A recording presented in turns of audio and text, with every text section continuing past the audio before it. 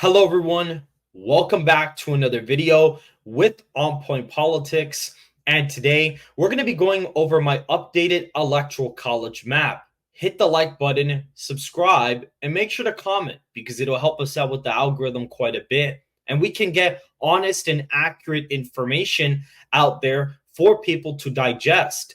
All of the mainstream media and political pundits on X are claiming that Harris has a huge lead in the national popular vote and in the electoral college, but that could not be further from the truth. I have developed my own moving averages for the key swing states as well as the national average, and I'm here to tell you that Donald Trump is ahead in the popular vote right now by around 2.5 points and is very well winning the electoral college. And we're going to be going over those numbers right now on today's episode. For the safe Republican states, we have Utah, Idaho, Montana, Wyoming, the Dakotas, all of Nebraska, except the 2nd congressional district.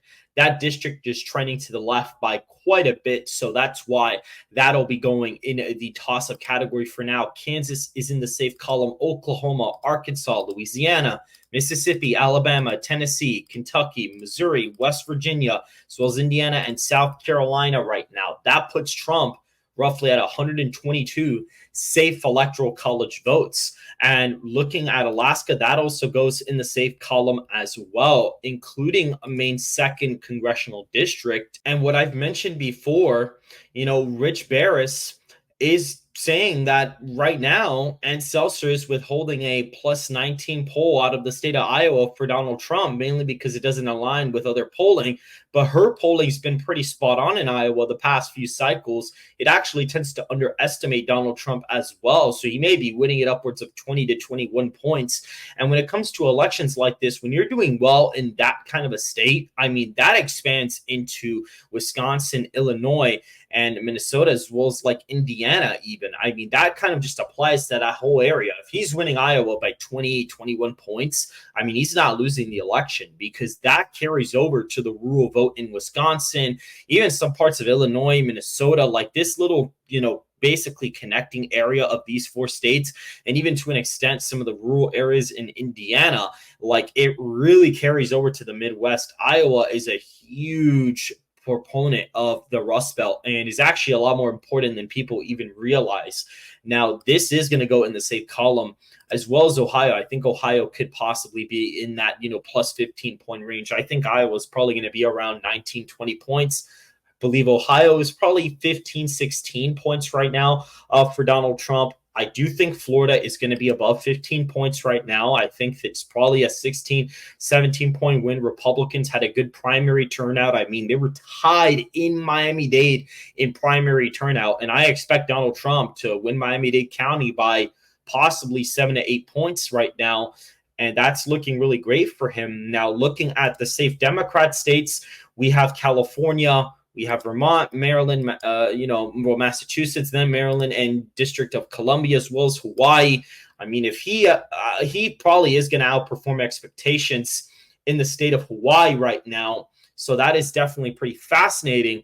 But I think Vermont, Massachusetts, Maryland, D.C., they're going to hold for Harris. And Trump will improve there, but Harris is still going to win them comfortably. And I think the same thing goes for California. I think Trump's going to get that in the lower 20 margins for Harris. He's probably going to do better in some of the urban areas. And like Rich Barris has said, you have these, right now in the industry, you have food service workers that are, basically non-evangelical, voters in this, food industry that are really moving to the right because of this no tax on tips thing that Trump's proposed.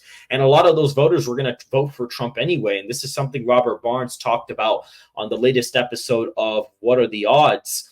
And so I think that is a pretty fascinating revelation to see unfold there. Looking at some of this crosstab data from Rasmussen Reports, we recently did a collab with them. Make sure to go check out that video because Mark Mitchell, the head pollster, gave a lot of great information about the race. And we're looking at their crosstabs, and Donald Trump's up 3 nationally. In my moving averages, we have Trump up, 2.3%? That's pretty close to what their last numbers were. Not only that, they're a race with the full field and currently Kennedy's numbers are still in our average because we're going to let his numbers dissipate over time. But right now, I mean, Trump in our aggregate is at 47 and Harris is at 45% in my averages, my own average, which I get all the pollsters and I adjust all the pollsters by party. This is what you get. This is literally exactly what I have. And West and Stein are kind of a little bit below 1, but this is fairly accurate. I mean, to what I have in my average right now, and it makes me feel pretty confident about what I have in my average, considering that Rasmussen was one of the most accurate forecasters and, pollsters in 2020 and 2016. They have Trump, doing fairly well with independents. I mean, he's winning that group by, 10, I think right here, it's about 9 in the full field. He's winning with men by 6. Harris is winning females by 2. He's up with 18 to 39-year-olds. He's up with, 40 to 64-year-olds, and he's down with 65 plus. So you're going to see a large millennial shift and Gen Z shift come this cycle 100%. And a lot of those come from very rural or from urban areas. And you even see moderates right now are still breaking a Harris, but Trump's doing a lot better with those. So that's pretty interesting right now. And people who are not sure about their ideological views, which tend to be a lot of people, they're breaking to Trump by a lot. And that also tends to be, something that really ends up shaping the race. A lot of voters who don't really have any political ideology tend to be those few thousand votes that decide the election. So the fact Trump's leading with that group by a lot is pretty amazing.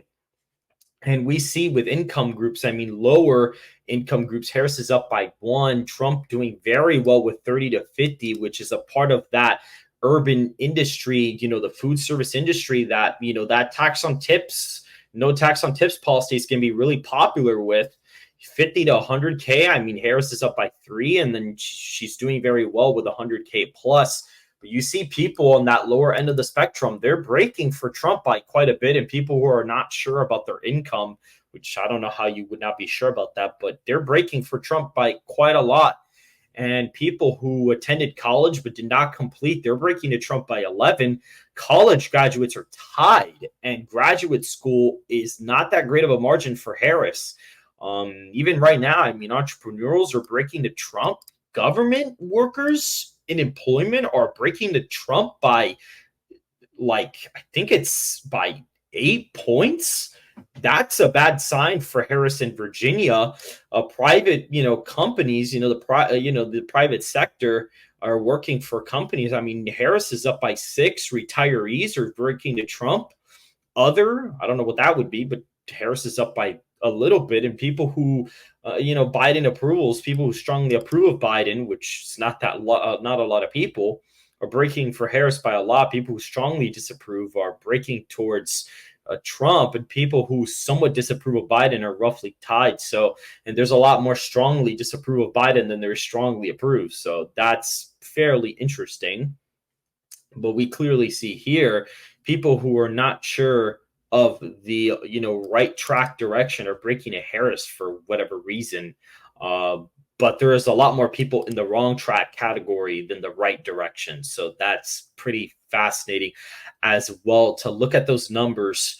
But clearly Donald Trump is in a good spot in the national data to be winning right now. And so clearly, after looking at that paints a pretty good picture for Trump. I mean, that means he's up in Texas by 13, 14 points, because if he's doing that well with that lower income group, I mean, he's doing a lot better in Houston and these inner city areas, and he's probably going to outperform in the southern border if he's competitive with Hispanics nationally.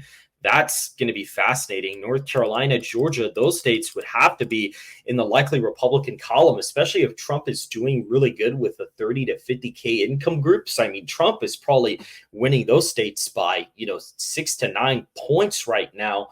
And looking at Arizona, I mean, Maricopa, Nevada, you have, especially in the Las Vegas area, you have a lot of lower propensity, low income minority food service workers that, I mean, that no tax on tips thing is going to be big.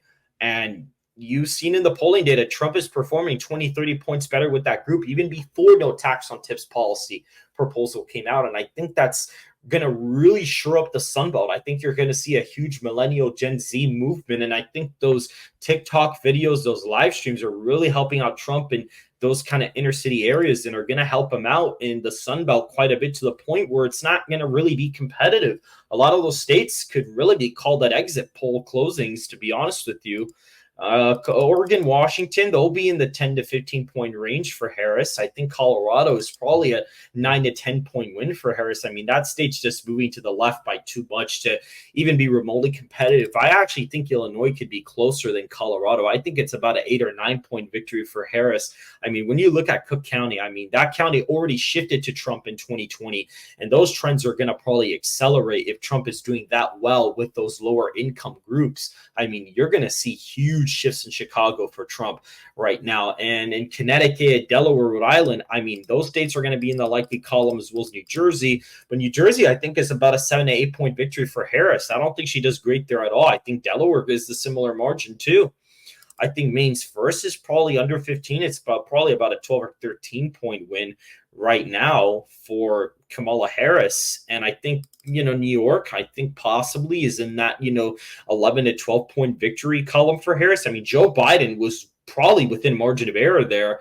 A lot of people don't like talking about it, but it was true. I mean, you had internals that were looking ugly. I mean, you had districts where Biden won them by double digits, and now he was down by double digits to Trump. And those are districts that are swing districts. So, I mean, that would have not been a great look for Biden. I think he was in serious trouble of losing New York. And I think in New Jersey, he was in really bad trouble. And it's because of those, lower propensity, younger millennial voters that would have just completely shifted from Biden. And I think with Harris, you're going to see a similar movement. And right now, I think Minnesota, I think it's lean Dem. I think it's like a 1 to 3 point victory for Harris. It probably is lean Dem because they're going to probably do something in Hennepin County to be able to get the votes, with Tim Walz being in the secondary slot of the ticket. And I think maybe Harris being very liberal may actually appeal to people in Minneapolis, while Trump does better in rural Minnesota. Harris may actually improve on Biden's margins in Hennepin. So that's really going to hurt Harris, or hurt Trump in the state, and will probably have him losing it by a similar amount to what he lost it by in 2016. Now, New Mexico, my moving average, I mean, there's not a lot of polling data, but it has the race within half a point. And I mean, if Trump is really tied with Hispanics nationally, that number, I mean, that state's going to be a 50-50 state. And people, again, are not talking about this, but it's true. I think maybe because of Albuquerque, it's like a 1 to 2 point victory for Harris right now. I think that is probable. I think with, probably Virginia, I think it's lean Dem too. I think this is a state that it has to be lean. It's probably a 1 to 2 point victory for Harris. I mean, you've had polling that's overestimated Biden before that is currently having Trump within 4 or 3 points of winning the state. So I'd say it's a 1 to 2 point victory for Harris. I think Trump does far better in the rural areas of the state and makes gains with some of these government workers. But since it's right by DC, it may not be enough to kind of really flip the state right now, but it is going to be close, and Glenn Youngkin being there is going to make a big difference. Now, Nebraska's second. I think, again, if Trump's really doing good with those, is really doing good with that, well, with 18 to 45, if he's really ahead, I mean, that's over. I mean, Nebraska's second would go lean R. And if you look at the Rust Belt right now, if Trump's winning the popular vote by 2 to 3 points, Wisconsin would be in the likely Republican column, and possibly even Pennsylvania, to be honest with you, because Trump probably does very well in the Driftless area. Trump probably holds his ground in the wild counties against Harris. Harris doesn't have any working class appeal at all, and she's really going to struggle in these areas. And I think in possibly in Pennsylvania, the eastern part of the state, she may collapse. Biden had a lot of inflated support there in 2020. You can even see it in the shift maps that he really had a humongous support because he was quote unquote Scranton Joe. And Michigan is probably a 3 to 4 point victory for Trump right now. I'd say he wins it somewhat with ease. I think Cornel West is going to be on the ballot there, or I think it's possible he may have been removed, but I mean, you're going to have a lot of dissatisfied Israel Palestine voters in that state. And I think that may have been enough to kind of ruin Trump or Kamala Harris's chances there. Now, Maine and New Hampshire, these are interesting because, guys, when elections like this happen, like when people try to parse the maps where it's like, oh, Wisconsin goes red, but Michigan goes blue, but Pennsylvania goes red, doesn't really make sense, because when a certain demographic group or age group or any type of group breaks a certain way, it carries it quite a bit. Like when Trump won in 2016, he almost swept New Hampshire. I mean, when certain demographic groups go, they just kind of go. Like it's kind of not going to really make sense to parse the map where Trump wins Wisconsin, Georgia, Nevada, but not Arizona, Michigan, and Pennsylvania. Like it just wouldn't make any sense. And so that's where you see why Trump is doing so well in my videos, because he's doing so much better with certain groups than he did in 2020. And looking at Maine and New Hampshire, I mean, these are going to be states that are going to be a lot closer than people expect. I mean, my moving average has Trump up in New Hampshire right now. Mine with Harris has her up by about 3. But before one of the polls was dropped out of the average because it was over a month old, I mean, Harris was down in the average there. Like I have pretty similar numbers to what Rich Barris has with Robert Barnes. I mean, my moving average numbers are fairly similar. My Pennsylvania average, I think, is a little bit under 5 and maybe like a 2 to 3 point victory. So maybe we'll leave it lean. But I mean, right now, I'd say New Hampshire, there's a possibility that it could flip. I mean, I'm going to leave them tilt Harris for now, both of them. Just to play it safe. But I think right now, Donald Trump at 313 electoral votes to Kamala Harris's 225 is consensus election map right now from my analysis. And if you guys disagree, you could comment in the comment section down below. Make sure to go ahead and hit the like button and to subscribe and comment what you want so we can get this out on the algorithm. I'll see you guys very, very soon.